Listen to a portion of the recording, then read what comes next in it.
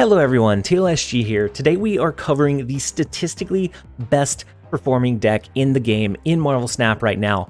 It is the highest average cubes gained per game, statistically, in the game. Now I say that with a grain of salt because there are some times where statistics can be deceiving. Depending on the data set, depending on any anomalies that are in that data, it could lead to unclean, unusable data. So, for example, somebody in bot MMR could be just slamming this deck, and this deck is going to be pretty good at surprising the bots on the last turn with a burst of power that can trick them into staying for 4 and 8 cube games a lot more consistently. Now, with a smaller sample size, yes, that could be the case. And whenever I discovered this deck or saw this deck for the first time, that is kind of the case. It was a relatively small sample size. I thought it was probably inflated. My initial testings were inconclusive. They were a little bit up, a little bit down. It's a very structurally sound deck, but there were some times where it just felt like I just couldn't keep pace where I needed to.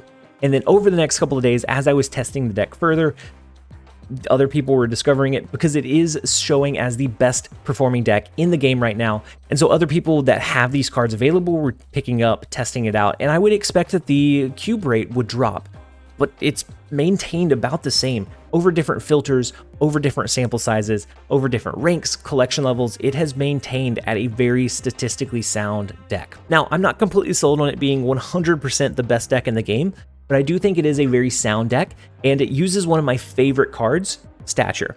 Stature is one of those that didn't get a lot of coverage whenever she was Series 5 because she's just not something that creates her own archetype. She's a good raw value card, but outside of that, she's just there. She doesn't do anything major other than allowing you to run Black Bolt, which I think in and of itself is amazing. And so the deck itself is running a couple of core cards. It uses Miles Morales and Stature as card cost reductions so that you can play multiple cards on that last turn. Whether the opponent uses a wave or not, you can still cheat a lot of power onto the board that's going to surprise your opponent in most cases.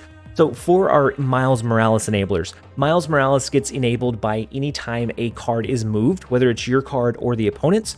And so our enablers for that are Nightcrawler, Jeff, and Polaris. We can pull the opponent's card, which enables the Miles Morales. Typically, that's the one that we use the least because our ideal playline is going to be moving either Nightcrawler or Jeff on turn 5 while playing Black Bolt to enable us to do a Miles Morales, a Stature, and another 4 cost on the last turn, whether that be a counter card in our Shang-Chi or an Enchantress, or a big burst of power in our Hawk.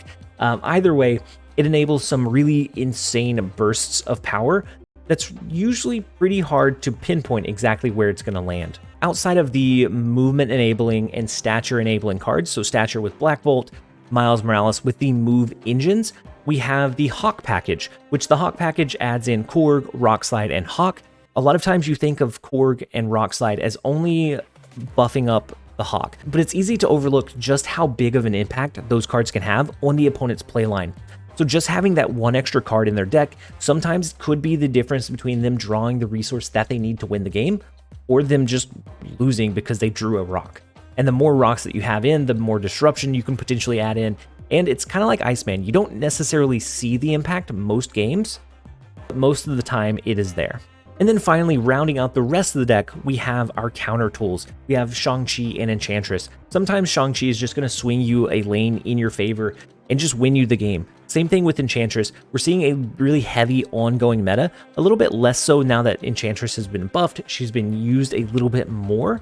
We see a little bit less ongoing than we did before, but it is still out there very heavily. And so Enchantress can absolutely swing you and win you those games by herself as well. And so overall, the deck is very structurally sound. Let me know what you think of it in the comment section down below. I know that you've probably seen this around a little bit. If you've been able to test it out, what were your thoughts? Did you think it is as good as what the statistics show on Untapped? But with the brief deck explanation out of the way, we're going to go ahead and jump over into a couple of games. I hope you guys enjoy. All right, first up we have Iterative Plays. The first location being Superflow. We get the extra energy each turn. Not necessarily the greatest for us. We don't usually have a lot of leftover cards. A lot of times we're playing just most of our stuff onto the board by the end of the game. So having that extra energy each turn doesn't do us a whole lot of good in most scenarios. Depending on what kind of deck they're playing, it might end up being better. So this looks like a maybe it's a Galactus Destroy, maybe it's just a Death Wave. But we'll see. Asteroid M will pull almost all of our cards over. With extra energy, with having that extra energy, typically we do want to play it a little bit slower. You'll notice that the cards that I chose to play were those disruptive plays. So the Korg, the Rock Slide, adding in those rocks increases the chance that they draw into those inconsistencies or dud cards. And so we're going to go ahead and prioritize that. We have Nightcrawler, which will give us an out to be able to use our Hawk into a different lane if we want to. It's only turn 4, so I'm going to go ahead and we're just going to skip. It might feel and seem kind of weird, but I want to get a better feel for what kind of deck they're running. And so they did a Carnage and a She-Hulk in the left lane, so it is like a standard Death Wave. It doesn't look like it's anything fancy, just a standard Death Wave. Let's go with the Polaris. We're going to go with good old Jeff into Miniaturized Lab because he can be played anywhere. And then we'll play our Nightcrawler into Asteroid M. Oh, actually, we should have played Nightcrawler earlier, so that if we top deck into Miles Morales, we would be okay. Unfortunately, we did not. So they play their wave. How many cards have gotten destroyed here? Just the one. So they can only play one card this turn. Our Polaris does enable a second card for us, being the Miles Morales. It feels so bad, but we're not even going to utilize the Miles. This is going to be 12 to help us swing this location. We're already winning here, and we play the Stature to give us an extra 7 in the Miniaturized Lab. Now, if they go with a Dr. Doom would bring them to 14. This is only 6. We would win here, and we would win here. So Dr. Doom won't do it. Leader won't do it. They can't do 2 cards this turn because they don't have the extra energy. We will take the retreat versus the Death Wave that did get their wave off. They just didn't get a lot of cards destroyed, and so they weren't able to do a big burst play. But even if they had, I think we would be in a decent position. Let's go ahead and take the 1 cube. We'll jump over into the next one. All right, next up we have Greedy Mobile Game. And typically usually I associate their name with running Thanos, surprisingly enough. So they have the name Greedy Mobile Game, but they usually have a lot of the new releases, which I think is always kind of funny.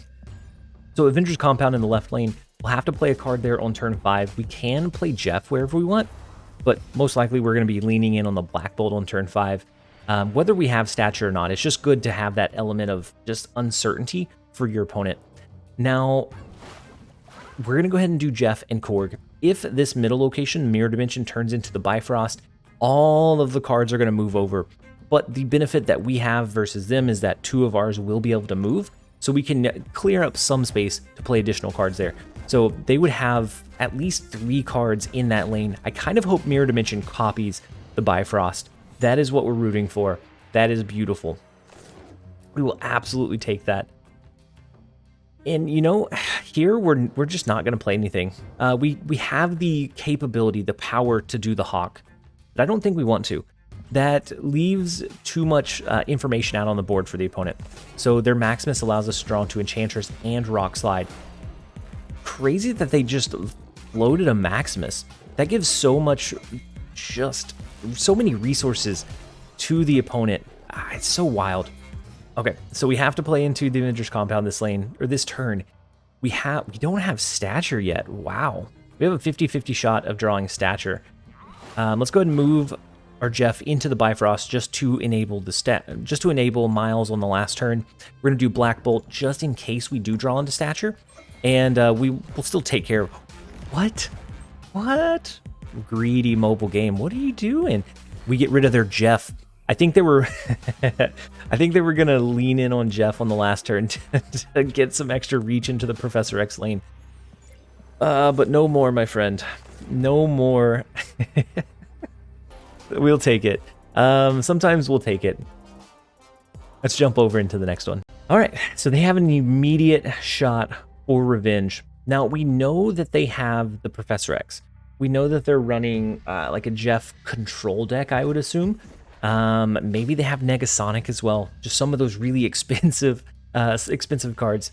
So Mindscape is not fantastic for us. It's not terrible, but it's just not exactly what we would want. because most of the time we're rooting to play most of our stuff on the last turn of the game. So they do Scorpion. Superflow gives us extra energy, so we could do... It's beautiful. We can do Black Bolt on 4, Stature plus Hawk on 5. Beautiful. We'll absolutely take it. If we draw into Miles before that, we can do all of them. It's huge. Storm. Okay. Storm in the middle location is fine. Relatively fine. So it is a Professor X Stature. They could be looking to do... I mean, they could be looking to do a Professor X this turn. Black Bolt got hit by Iceman. That is devastating. Iceman is one of those cards that you just... Sometimes it's going to ruin your opponent's game, and you have no idea how impactful the drop was. Maybe they switched from what they were running to a Cerebro 2. So it looks like it could be a Cerebro 2. And if so, we dropped our Enchantress. Oh, we choked, right? This is Cerebro 2? No, Juggernaut. Okay, it's fine. Juggernaut pushes our Rock Slide out of the Storm location, unfortunately. Now, they do have Jeff that they could potentially play here. We have Nightcrawler that we can use to move over.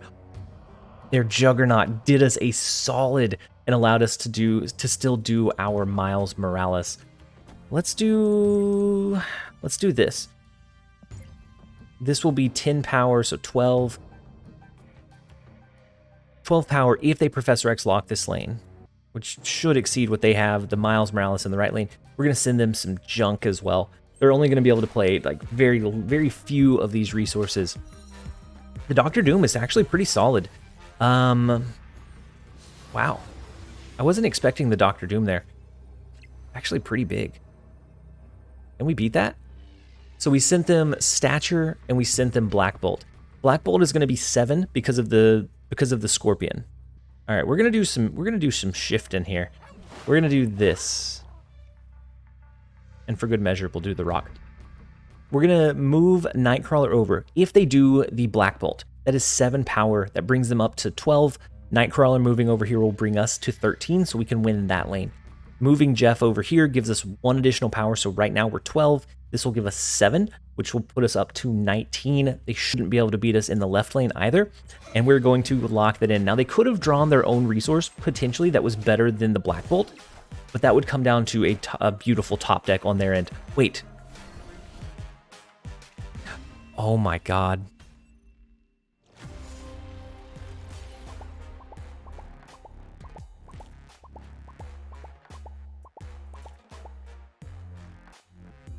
I want to ask if they're okay. That was a little aggressive. We played the Maximus, which did reduce the power of our Hawk. I didn't even think about it. At that point, it came down to a read of where they were going to play. The Black Bolt, we probably would have kept the Nightcrawler here had we thought about it, but we didn't. They earned the win by our blunder, but it is a win nonetheless. We'll go ahead and take the 2-cube loss. We'll take our licks where we can. Let's go ahead and jump over into the next one. All right, next up we have Wah. The first location is the Superflow, which gives us extra energy each turn. So we're going to go ahead and, since we have the extra energy, we're just going to skip.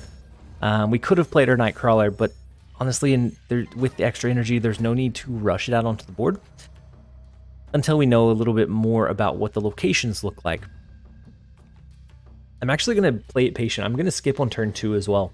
I thought about doing Zabu. That way we could maybe prioritize a Rock Slide on 3 if we draw into it, but with Superflow, we'll be able to prioritize that anyways, and so we'll be perfectly fine. They did a Storm, which worries me about a potential Juggernaut. Juggernaut has been cropping back up in popularity recently. Oh, wow, the Bifrost is interesting because it's going to push what's here out, but what's here, it's going to push over into this lane.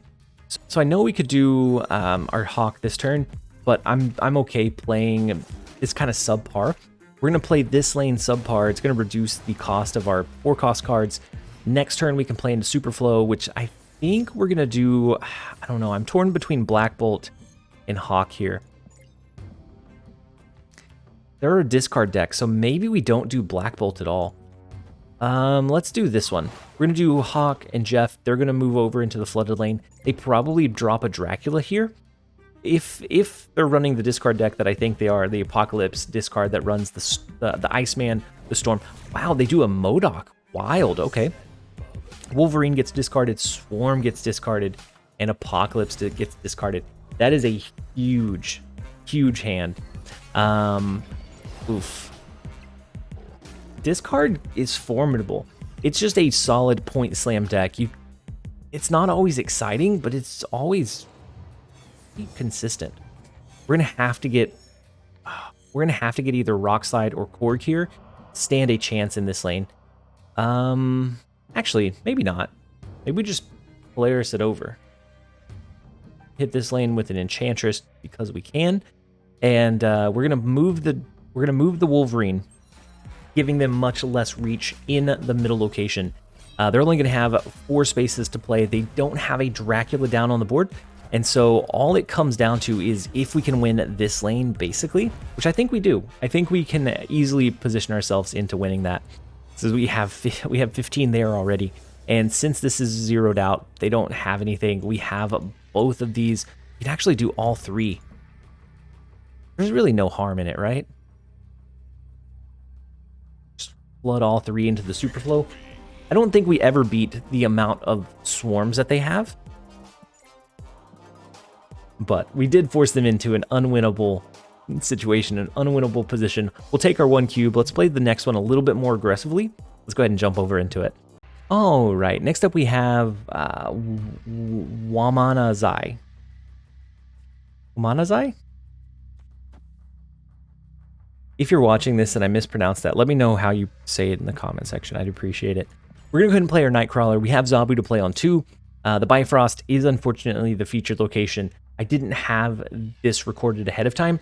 It's one that I had prepped. I was testing, I was doing different things, and I wasn't able to get it all fit in. So the games actually came. So like the intro, I had it prepped. I knew what deck I was running. I just ran out of time. I ran out of steam. You can tell in my last video that I was a little bit sleepy. And so this one I do have to play while Bifrost is featured. Fortunately, this deck doesn't rely or do much off of the Bifrost. It can help you enable Miles, but most of the time we're not going to use Miles on 5. We're going to prioritize Black Bolt instead. And so it doesn't help this one, and it's luckily not too detrimental, where it forces the meta into a very specific line. We get the Rock Slide on 3, which is huge, huge value. Let's go Rock Slide. We have Korg that we'll be able to do on 4. We have Black Bolt. We have Shang-Chi that's reduced. I think we feel pretty solid here. They ran an Armor and a Cosmo. I would say that this is a Shuri deck, but that makes no sense anymore because you can't double the power in a Cosmo lane. So let's go with... Oh no, we're not going to do it there. Let's go with the Korg into the big house. I think we're going to have a pretty solid advantage or lead in the big house come the end of the game, just because our stuff is reduced in cost by Zabu. And so they play a Sentinel and a Blade. The Blade is behind... Oh, it's Cerebro 3. They didn't want Blade to discard anything. So we're looking at a Cerebro 3. Interesting. So Enchantress could be one of our best friends here. Could be one of the best things for us. Let's do Black Bolt into the Bifrost. It'll discard one of their cards. I'm not hopeful. It's probably going to hit something like a 0. They might extend the game with magic for us. That'd be pretty cool. Or they might go ahead. Ooh, Yellow Jacket. Okay. Okay, so the Sentinel, they cap out this middle location. Is this the Cerebro? It is. So we can't Enchantress the Cerebro because it is behind the Cosmo. I mean, we copy the Cerebro.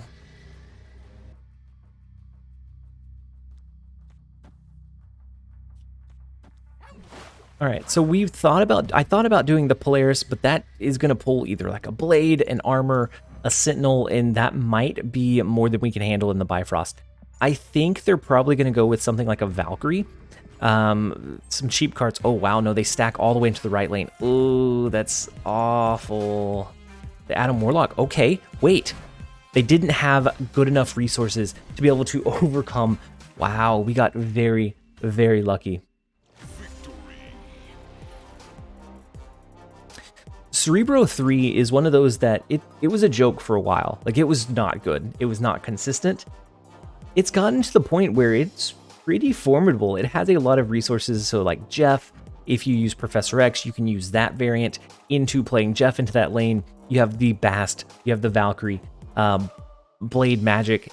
It's forming into a pretty decent one. It's never great. Like it can get some, it usually has a pretty low win rate, but a really high cube rate. Because usually you can surprise the opponent with how much you could put onto the board. So like here, we were willing to risk it because we didn't know exactly what they were going to position or how they were going to position their last turn power. And so we will take the 2 cube win. Let's go ahead and jump over into one more. All right, next up we have Valen. The first location is Nidavellir. I'm actually going to just play Nightcrawler into the far right lane. You never know. You never know if it's something that for some reason you need extra power over there. And then we can always move it if it is. It's been so long since I've hit an ego while recording. We're gonna go ahead and give them the old Spider-Man point back, and we're gonna follow the ego laws. We're gonna snap, and they double snapped into it. Unfortunately, ego is going to control our movement cards the turn after they're played, which is just insane. I don't know why the bot is designed to do it that way, rather than adjusting it later down the line. It just, if it can move it, it does. So it moves our Nightcrawler. Oh, wow, and they're running a movement deck. Ooh, movement decks with ego are guaranteed to be wild. Why are we stacking into Nidavellir? It moves the Jeff into ego lane. It's probably going to do Hawk on 4. For some reason, I feel like it's going to do Stature on 5 if it has the choice between that or Black Bolt. Wow, so it did the Iron Fist into Dagger. It's a solid play. Like, that's not bad. Shang-Chi in the left lane. That's the right lane, good sir. And we won't be able to do the Black Bolt or the Stature. So it looks like Hawk is probably one of our only reliable plays for turn 5, or being able to play it on turn 5. Oh no. We're going to move our cards over, aren't we? Don't you do it. Wait, is it just not going to do anything? Hello?